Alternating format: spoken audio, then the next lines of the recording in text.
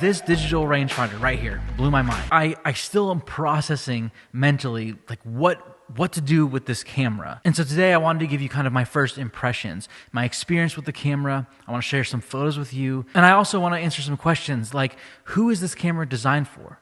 What is it best at? And why is it so expensive? Oh, and welcome to the Less Only channel. I'm really glad you're here. First things first, we've got to talk price. When I found out how much this thing actually is worth, I rented this camera. I don't own this camera. We were out getting a cup of coffee, and my friend Keith and I were looking up just how much would it cost to buy this camera. My stomach, like the bottom of my stomach fell out. I couldn't believe it, which got me thinking, like, why is it so expensive? Like the build, the quality of it feels good in the hand, but other cameras feel great in the hand. My R5 feels solid in the hand. I mean, $9,000 just for a body? We're not talking lenses, accessories, anything like that. That's staggering. So let's dive into some of the specs that are in this camera. It's a 60 megapixel full frame sensor camera. Very nice. It has a mechanical shutter that can shoot 1/4000th of a second up to 60 seconds. It has an electronic shutter that can shoot up to 1/16,000th of a second up to 60 seconds. It can do continuous shooting up to 4.5 frames per second. It can shoot RAW, and it has some JPEG like presets. It has one single card slot, and it has 64 gigabytes of internal memory. All very impressive things, but you can find these smattered throughout other cameras and other brands. The LCD is bright and big.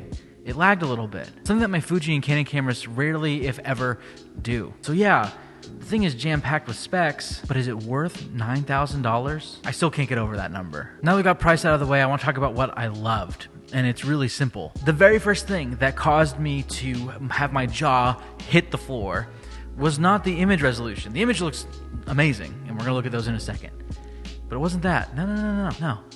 It was the Leica Photos app. My God, if every photo company had an app like this, I think our quality of lives as photographers would go through the roof. I've never, ever experienced an app as quick, as intuitive, and as efficient as the Leica Photos app. Like that in and of itself, it's not enough to justify buying this, but I mean, look, and this gets me excited about potentially buying the Q3 one day, because if I have access to that app, it would be so fun out on the field. I was able to edit photos quickly while sitting at a cafe and share them on the internet. That's really great. Something I've not been able to experience with any other major camera app. Crazy win. Up next is the experience. And like I said earlier, the more I held this camera in my hands, the less I wanted to put it down. I had my MP4 on my wrist, and I had this kind of slung over my neck, and I was using them in tandem, just like throwing up the MP4, using the Leica M11, and I found myself throughout the day slowly not grabbing my film camera as much and pulling that M11 up to my eye. The sad part about this is I have to go return this as soon as I'm done filming this video. I'm driving to Lens Rentals and bringing it back. That makes me very depressed. Taking photos with this camera feels like driving a 5-speed Porsche 911, which, weird comparison I know because I've never driven one before, but I do drive a manual car. So I think the simile still works here. When you're driving a manual vehicle, there comes a moment where you stop thinking about driving. You think about the experience. You're connected to the car. You're changing gears. You're downshifting when you need to. You're making maneuvers, and it creates a fantastic driving experience. And that's a bit what this is like. The more you play with it, the more you learn it, the more you use it, the more you spend time in the zone trying to capture photos, the more you forget you're like using it, and the more you feel like you're doing something next level. And the results, they're amazing.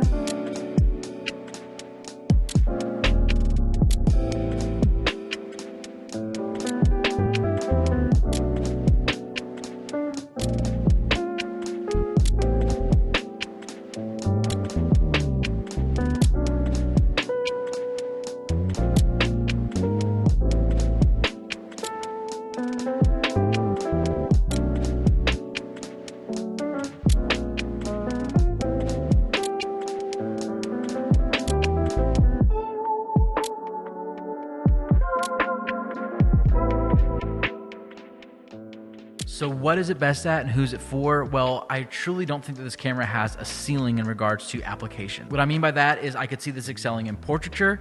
It clearly does well with street photography. I think it could do well with landscape photography. I mean, I may not take it on adventure photography where it could get damaged. I don't know if it's weatherproof. I'll have to check that. Okay, so then if it can do everything, or it seems like it can do everything, who's it for? Well, I think first and foremost, it's avid professionals. These are people who are in the field actively making not just like money off of photography, but a living, like a very good living off of photography. Someone I think who would use this camera is Greg Williams. I think the YouTuber James Pops just bought one as well. He's a landscape photographer. That makes sense, I guess. Like, they must be doing well enough to warrant a camera like this. I think the other type of person who would buy this camera is someone who just is well funded.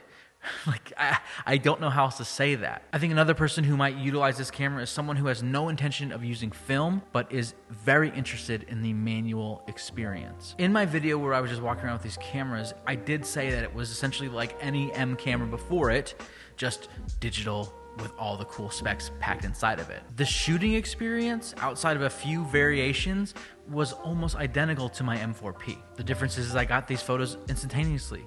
The M4P, I had to send off my film and wait to get that developed. So I feel like it does bring a new age twist on the traditional film photography approach. But if I can be completely honest with you, I'm still a little stumped as to who is buying this camera. I'm like in this like horrible conundrum, you know what I mean? Because I talk about my Fujifilm camera being so fun to use. It's a camera that makes me want to go out and make photos. This camera is doing the same thing for me. I shot with it for a day and I'm hooked, obsessed.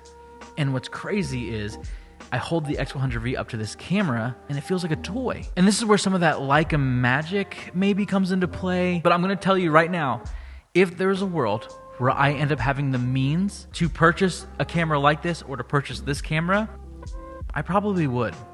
I can't explain it. I love this camera. I've never shot with a camera like this before in my life. I'm gonna be sad to send it back. I'm glad I have my Fuji. I'm glad I have my Canon. But there's something special about this right here. Oh my God, what a fun camera. My friend Keith said something like perfectly poetic. I think this is why I mentioned the manual Porsche analogy earlier, simile, sorry. He said that having a manual car is fun until it isn't. And if you drive a manual, you're laughing because we all know that to be true. It's fun when you're on an open road. It's fun when you're on the back roads, but when you're in traffic, it sucks. It's no fun. My experience with this camera was limited to street photography, a day where I could take my time. I didn't have any deadlines. I didn't have anyone checking the watch, telling me to hurry up. If you have the time and the freedom and the money to approach photography differently, that magical space between film and digital, then the M11 may be just the camera for you. And if you are that person, please let me know. Call me because I will be hanging out with you. Thank you so much for hanging out with me for this review of the Leica M11, this digital rangefinder camera that has blown my mind, will blow my mind, and will probably blow your mind as well. I never thought when I first got started in photography that I would ever hold a camera worth a couple $1,000s, let alone $9,000, $10,000. And so it is very special to me. I don't take it for granted that I was able to rent this camera. I mean, this was more than like my first car's down payment. What? If you're hoping to feel less lonely on your creative journey as a photographer, then join me. Like, comment, subscribe, be a part of what we got going on here. Creative inspiration, creative support, and more videos that allow us to be creative together. All right, I do have to go bring this camera back. I want to say goodbye. I'll see you in the next one. Peace. Anything good in there? Don't mind me and my theater.